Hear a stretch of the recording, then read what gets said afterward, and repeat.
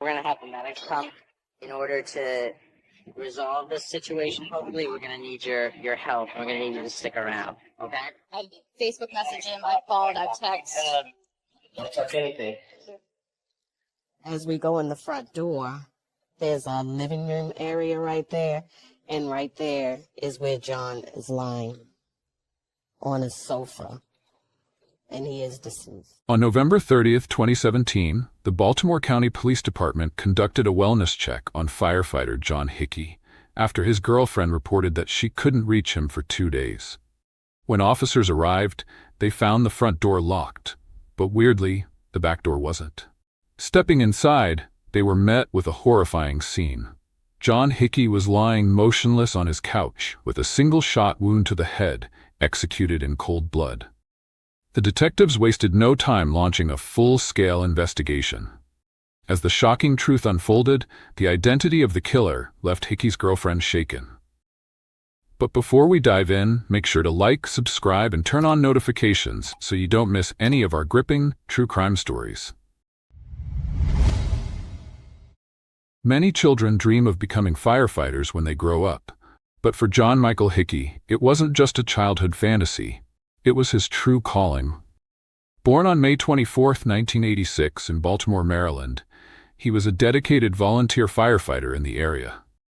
Coming from a family with a long tradition of serving as firemen, Jon was determined to follow in the footsteps of his grandfather and father. We actually both joined the volunteer fire departments at the same time.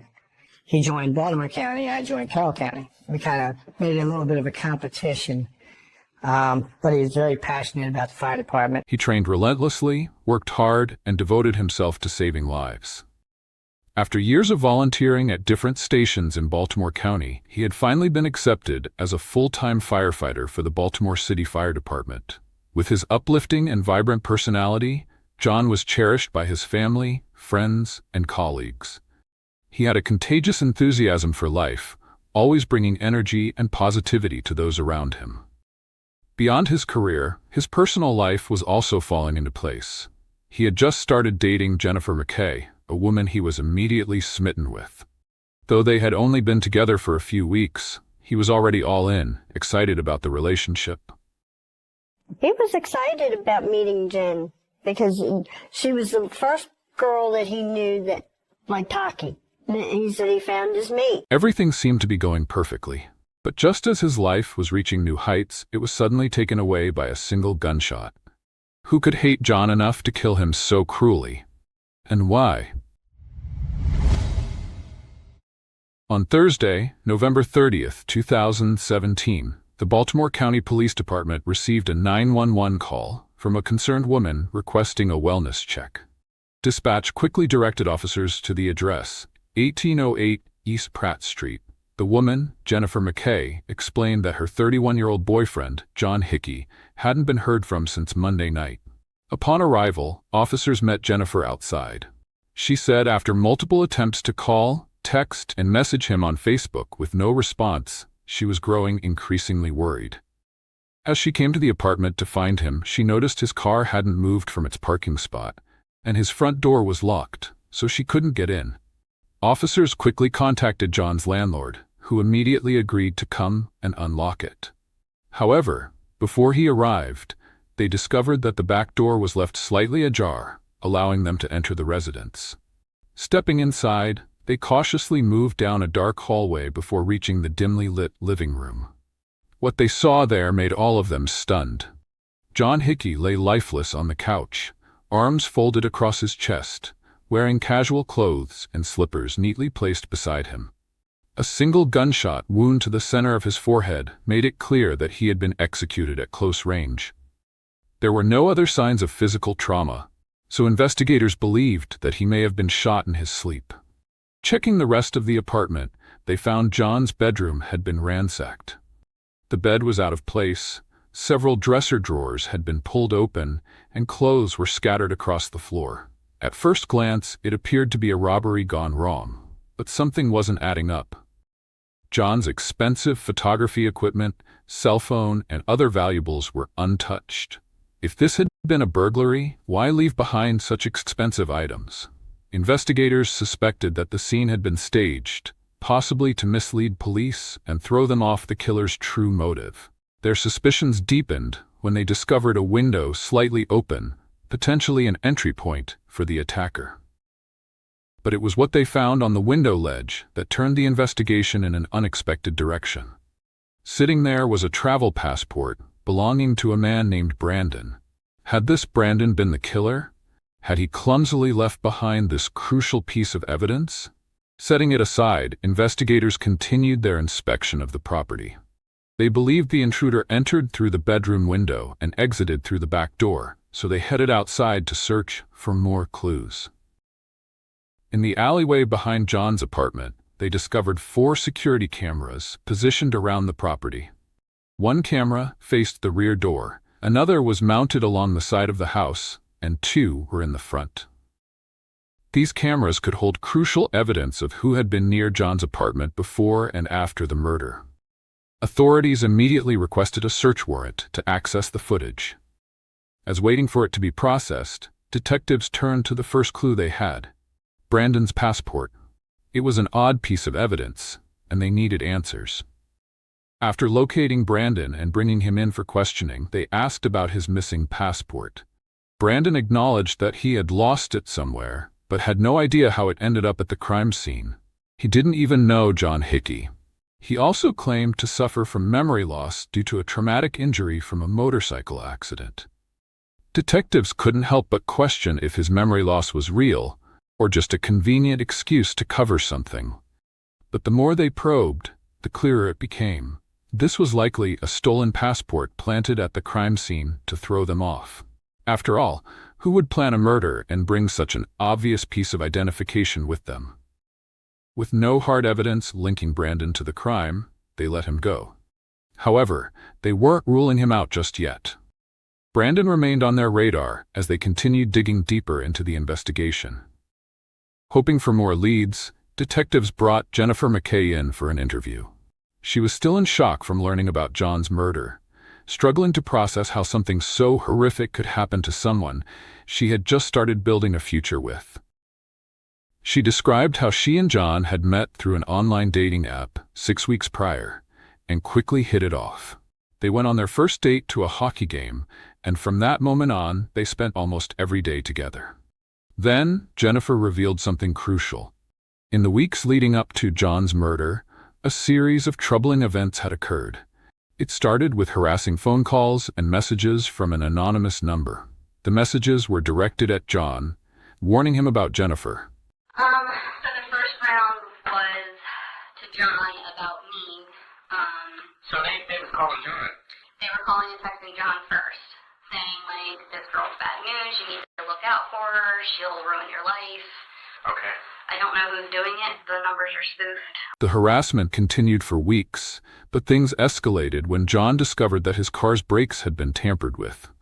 Luckily, since he had extensive knowledge of cars, he immediately realized something was wrong the moment he started his vehicle, so nothing bad happened. Then, just a week before his death, Jon came home to find his beloved border collie, Chance, dead.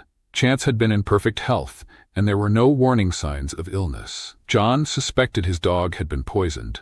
These disturbing incidents left detectives wondering, was Brandon, the man whose passport had been found in Jon's apartment, behind these threats? They asked Jennifer if she knew anyone named Brandon, but she shook her head. She didn't recall hearing that name among Jon's friends and colleagues either. Struggling, detectives tried to look for new information from Jon's fellow firefighter, but things remained murky. Generally speaking, Jon just made friends with everybody. So nobody really knew what was going on. And we just couldn't believe that this could happen because he loved everybody. The investigation seemed to hit a dead end.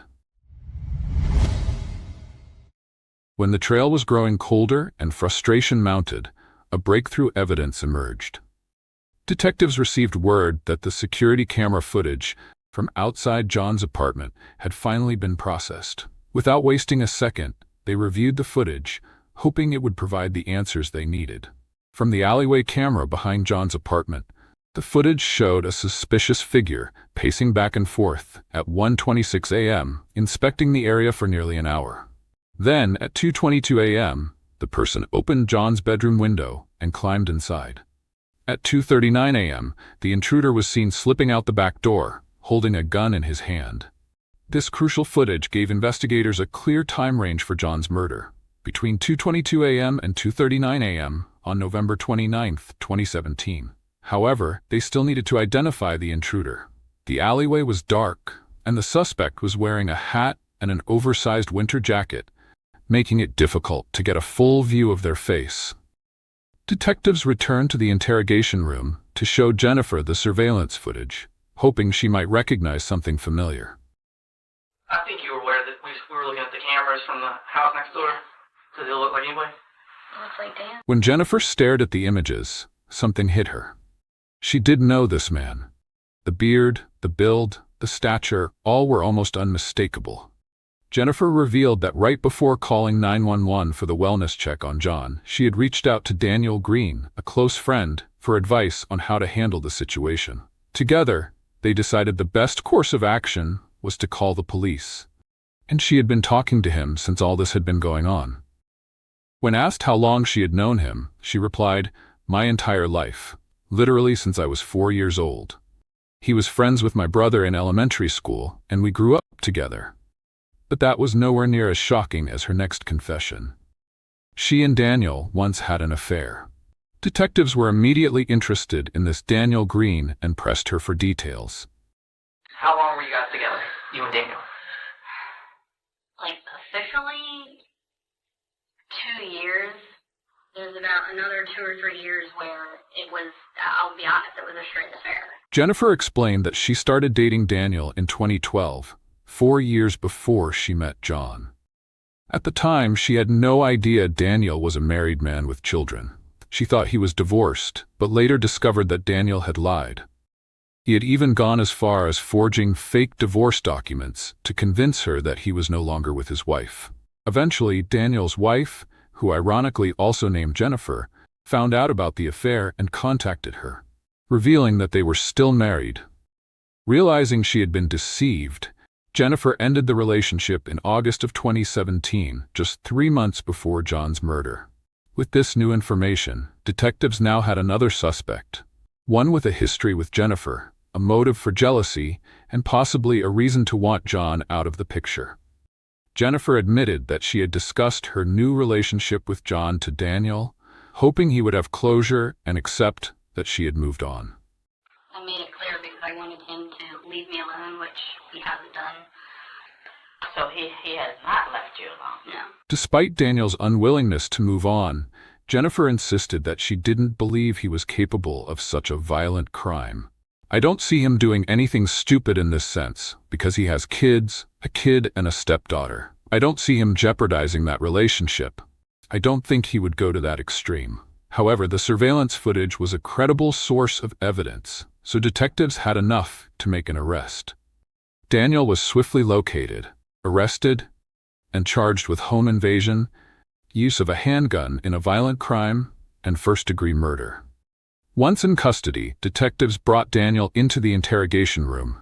As they watched him wait, pacing back and forth, they noticed something striking. His body movements and mannerisms closely resembled those of the man in the surveillance video. When the detectives finally arrived, they wasted no time getting to the point. Tell me about you and Jen's relationship. It was very good and very passionate, and I couldn't move on and fully commit to her. He openly acknowledged the affair, but insisted that the relationship was over and that he was now focused on his family.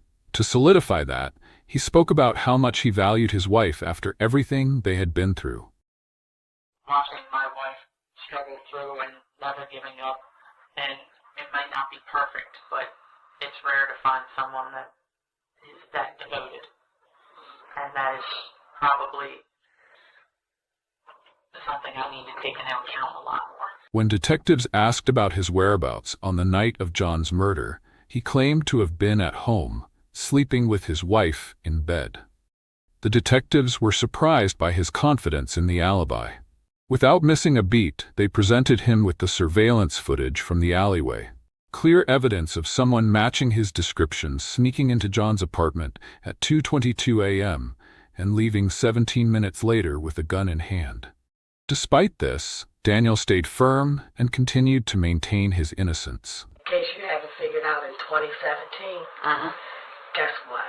Everybody has video. Okay. Everybody has video. And just so you know, you're on video. Well, I think that I was at home with my wife, who will account that I was home with her. Okay. I think you don't have much to work with, and you're throwing things at the wall at this point. Detectives could see they weren't making progress, so they wrapped up the interview and decided to speak with his wife, Jennifer Green. When they sat down with her, they started by asking about her life with Daniel. She spoke about how they met, their marriage in 2006, their children, and how things had been good until Daniel's work accident. Like Jon, Daniel was also a firefighter, serving for 15 years before a devastating injury ended his career. In 2009, while battling a fire, Daniel inhaled hazardous gases, severely damaging his lungs. The effects of the injury worsened over time, and in 2013, he was forced to medically retire. Now, he lived what seemed to be the quiet life of a family man, but the financial strain that followed put heavy pressure on their marriage. However, what truly shattered their relationship came 4 months after his retirement, when Jennifer Green discovered through phone records that Daniel had been having an affair with none other than Jennifer McKay, a longtime friend of theirs. Around the same time, Daniel had started a new job training military personnel on fire equipment, which required frequent travel to army bases across the country. His wife soon realized that he had been using these business trips as a cover-up to keep seeing Jennifer McKay behind her back. Considering Jennifer Green's bitterness toward Daniel and his past betrayals, detectives hoped she would be willing to cooperate in bringing him to justice. They asked her to walk them through the night of Jon Hickey's murder, hoping to poke holes in Daniel's alibi. She slowly recalled the details. She got home at 11, saw Dan was downstairs on the couch watching TV, then she went upstairs, checked on their kids who were both asleep, then got ready for bed. As the detectives listened attentively, their doubts were raised. That night in particular, why is that so vivid to you that night? How do you remember that? When your husband cheats on you as long as mine did, you know when he comes to bed at night and when he doesn't. Okay. And I know he came upstairs and got in bed with me that night. And like those things might seem mundane to you guys, but those moments were mattering to me in a big way. The detectives, already confident that Daniel was the intruder caught on surveillance footage, suspected she was covering for him even when she became all emotional. They decided to push further and showed her close-up screenshots of the footage. Staring at the photos, her face unreadable. Then, she abruptly ended the interview. Without an official identification from Jennifer Green, detectives knew they still needed more evidence to solidify their case against Daniel. They had come close, but close wasn't enough. As they pressed forward, they uncovered another key piece of surveillance footage near the crime scene. On the night of Jon Hickey's murder, a black pickup truck was seen circling Jon's block multiple times before eventually parking. A man then got out of the truck, disappearing for about an hour before returning and driving away. This black pickup truck was the same one Daniel Green was driving when he was arrested. The timestamps on the video footage perfectly aligned with the security footage from the back of Jon's apartment, which had captured the intruder entering Jon's home through the bedroom window at 2:22 a.m. and leaving with a gun at 2:39 a.m. Detectives then turned to Daniel's cell phone records, hoping to track his movements that night. What they found contradicted his alibi. The last time his cell phone pinged before the murder, it wasn't near his home. Instead, it was traced to a vacant property in Glen Burnie, just south of Baltimore. Following this lead, authorities gained access to the vacant house and made a startling discovery. Inside, they found food in the fridge, clothes in the closet, firefighter uniforms, and mail directed to Daniel Green. Among the items were letters and pictures from Jennifer McKay, further linking him to the case. It appeared that Daniel had been secretly living at this residence for several years, possibly using it as a hideout. Investigators also re-examined the suspicious incident with Jon's brakes, which had been tampered with just weeks before his murder. When they cross-referenced Daniel's cell phone records, they discovered that he had been in Jon's vicinity that same weekend. With every new piece of evidence, the case against Daniel Green grew stronger. However, despite the overwhelming proof, his trial faced multiple delays. In September 2021, 4 years after Jon Hickey's murder, there was a sudden breakthrough. Daniel's wife, Jennifer Green, reached out to investigators. She admitted that the man in the surveillance footage was, in fact, Daniel. She also revealed that Daniel's family had pressured her to say otherwise when detectives first questioned her. But that wasn't all. She also provided new damning evidence. After his affair with Jennifer McKay ended, Daniel had used her laptop to repeatedly search for information on Jon Hickey and Jennifer McKay. Digging deeper into the laptop's files, investigators found something chilling: a hidden folder titled "How to Make Untraceable Calls." This change of heart from Jennifer Green was the final breakthrough detectives needed. It provided a wealth of new evidence, further proving Daniel had been stalking Jon before his murder and actively planning his crime. Finally, in June 2023, 5.5 years after Jon's murder, the long-awaited trial of Daniel Green began. Daniel had been arrested just 5 days after Jon's body was discovered and had remained in custody without bail ever since. Now he faced 5 criminal charges, including first-degree murder and home invasion.